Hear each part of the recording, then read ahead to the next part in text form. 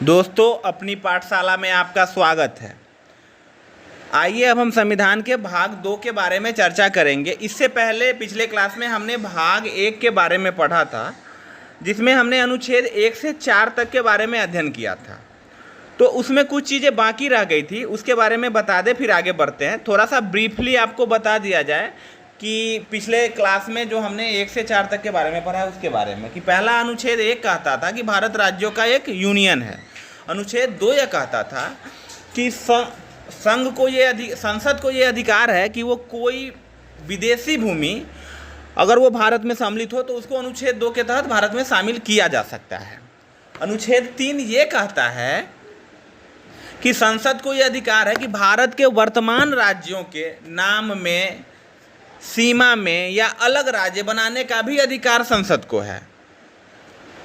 और अनुच्छेद 4 ये कहता है कि अनुच्छेद 2 और 3 के तहत अगर कोई विधि बनाई जाती है तो उसके लिए राष्ट्रपति की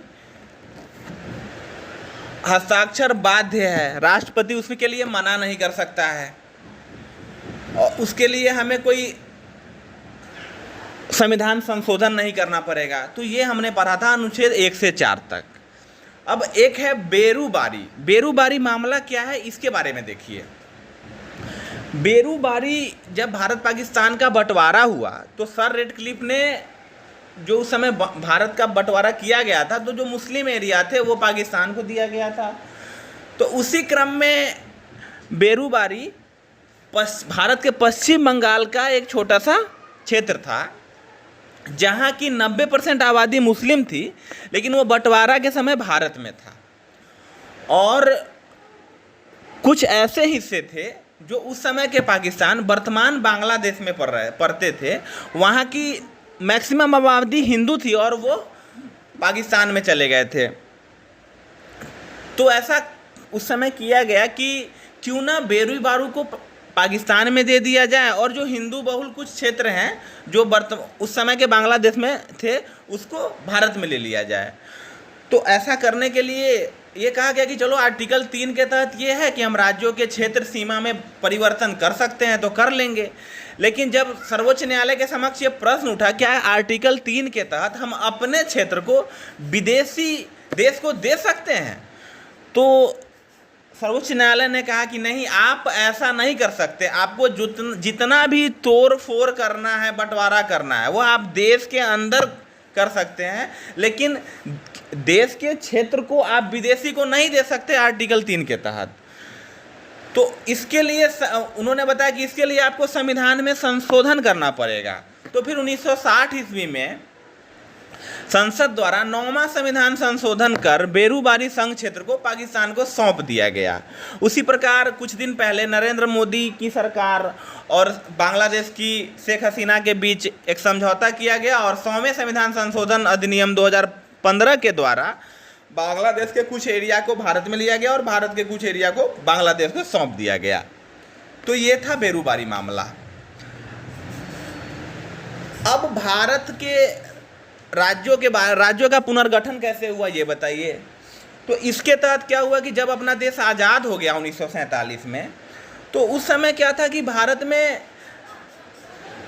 ब्रिटिश का शासन तो था ही, लेकिन पूरे भारत में ब्रिटिश का शासन नहीं था। भारत के बहुत सारे देसी रियासत थे जहां उनकी शासन होती थी। तो उस समय भारत में लगभग 562 देसी रियासत थे, जिसके एकीकरण की जिम्मा सरदार पटेल, बीपी मेनन और माउंटबेटन को दी गई थी।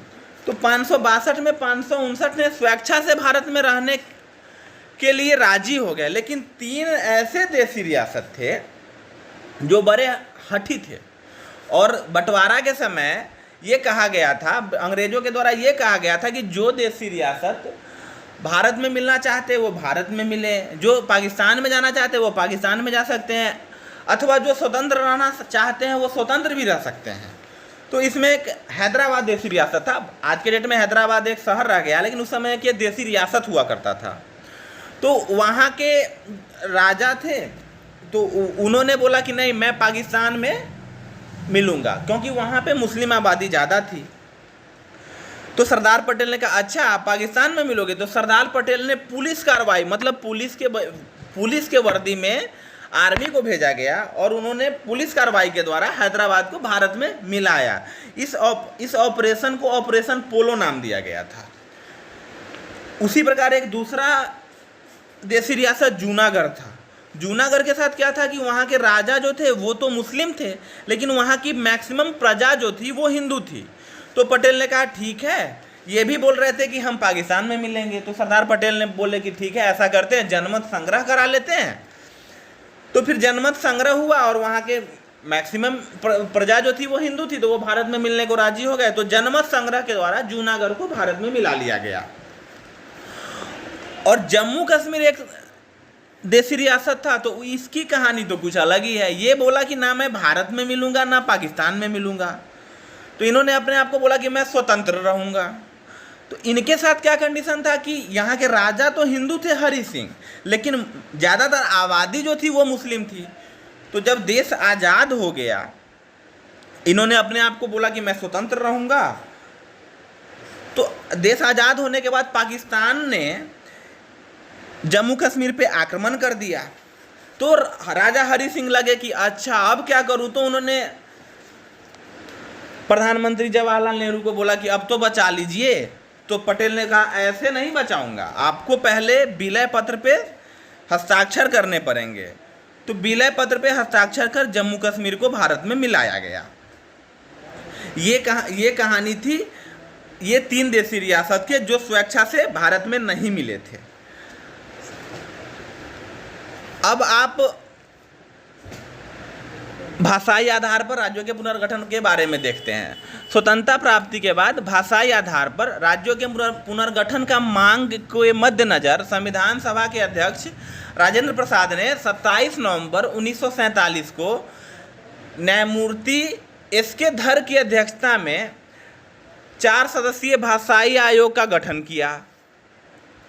तो ये भाषाई आधार पे एस.के. धर आयोग पहला आयोग था जिसका गठन किया गया था।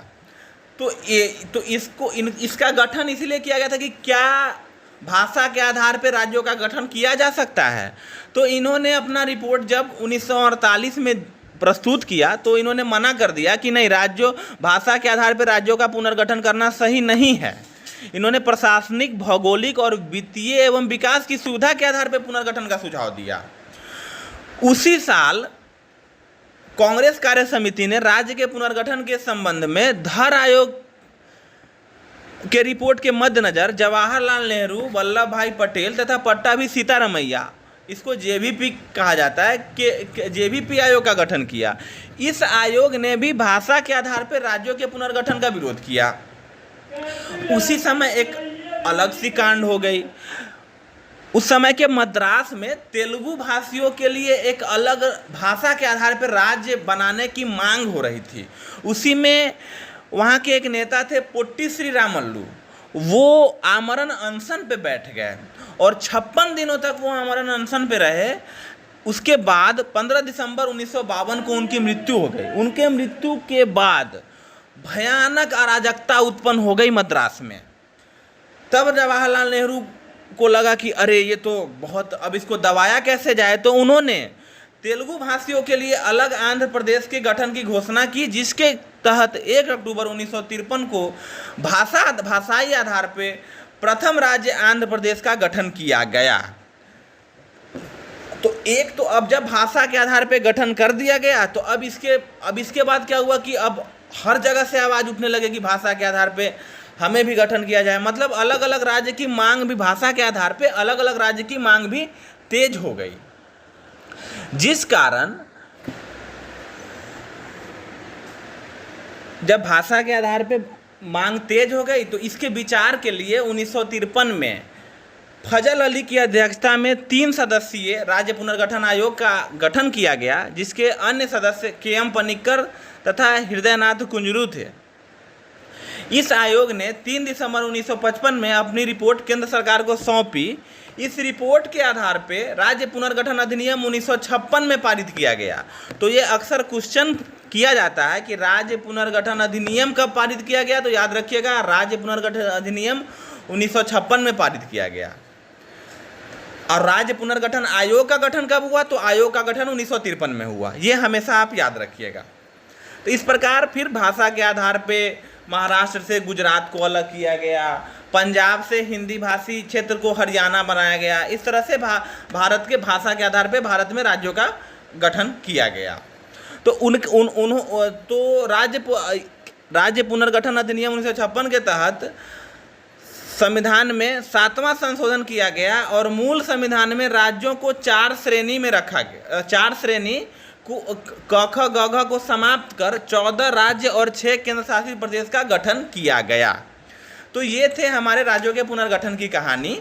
अब हम भाग दो के लिए, जिसकी चर्चा हम नेक्स्ट क्लास में करेंगे। अब तक के लिए जय हिंद, मिलते हैं नेक्स्ट क्लास में।